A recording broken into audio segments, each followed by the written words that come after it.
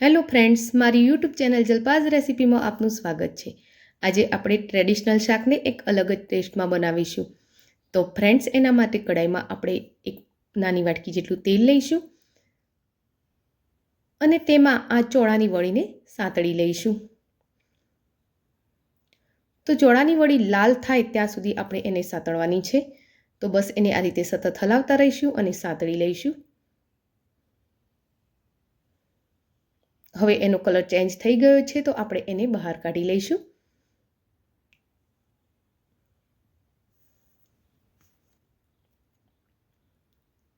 ત્યારબાદ આપણે ફરી કડાઈમાં એક નાની વાટકી જેટલું તેલ લઈશું। તેલ ગરમ થાય એટલે એમાં 5 ચમચી જેટલી રાઈ એડ કરીશું।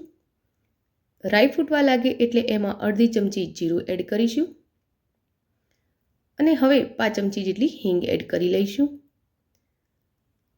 એક નંગ ઝીણી સમારેલી ડુંગળી એડ કરી લઈએ અને એને થોડી વાર માટે આપણે સાંતળી લઈશું। ડુંગળી સહેજ સતળાય એટલે એમાં આપણે લસણ અને આદુની પેસ્ટ એડ કરીશું અને તેને પણ થોડી વાર માટે આપણે સાંતળી લઈશું।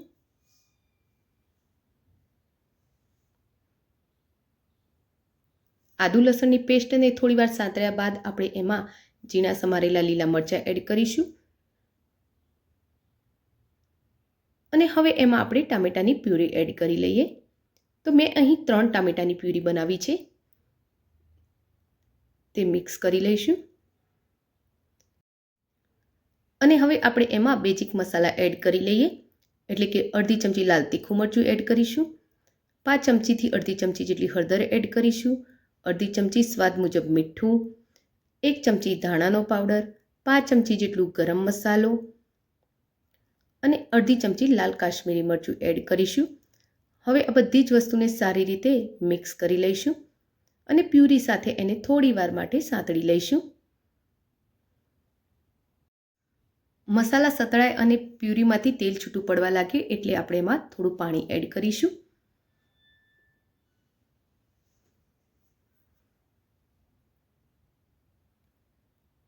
તો પહેલા આપણે એને હલાવી મિક્સ કરી લઈએ।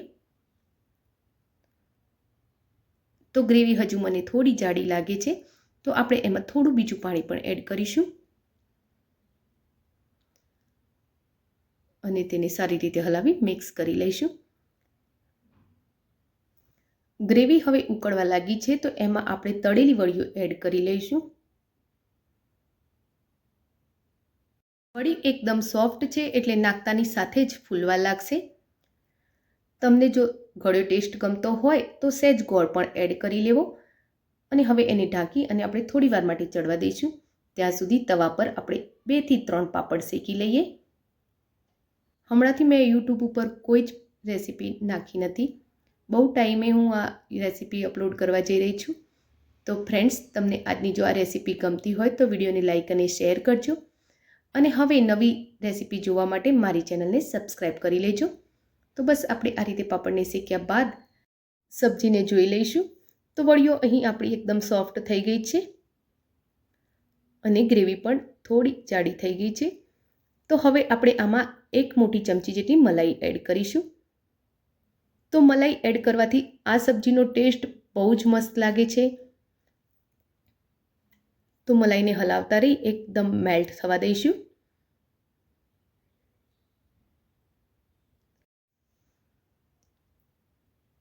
તો મલાઈ હવે સારી રીતે મેલ્ટ થઈ ગઈ છે, તો આપણે એકવાર એના મસાલા ટેસ્ટ કરી લઈએ। તો સબ્જી આપણી બહુ જ મસ્ત બની છે। હવે આપણે શેકીને જે પાપડ રાખ્યા હતા એને આમાં મિક્સ કરી લઈશું।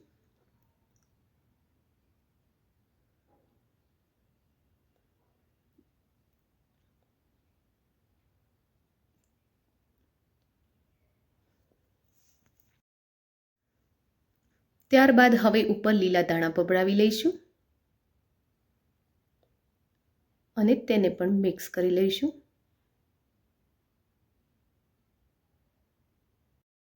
તો આ આપણું ટ્રેડિશનલ વડી પાપડનું શાક રેડી છે, જે ખાવામાં એકદમ સ્વાદિષ્ટ લાગે છે અને આપણે આમાં મલાઈ એડ કરી છે એના લીધે આનો સ્વાદ બમણો થઈ ગયો છે। આ શાકમાં તમે દહીં નાખીને પણ બનાવી શકો છો, પણ મલાઈ નાખવાથી આ શાકનો ટેસ્ટ બહુ જ સરસ લાગે છે. તો હવે ઉપર થોડા લીલા ધાણા સર્વ કરી લઈશું. તો આ આપણું ટ્રેડિશનલ વડી પાપડનું શાક રેડી છે, જે ખાવામાં એકદમ સ્વાદિષ્ટ લાગે છે. તો ફ્રેન્ડ્સ, રેસીપી ગમી હોય તો વિડીયોને લાઈક કરજો અને શેર કરજો. મારી ચેનલને હજુ સુધી સબસ્ક્રાઈબ ના કરી હોય તો કરી લેજો. Thank you for watching my video. જય શ્રી કૃષ્ણ.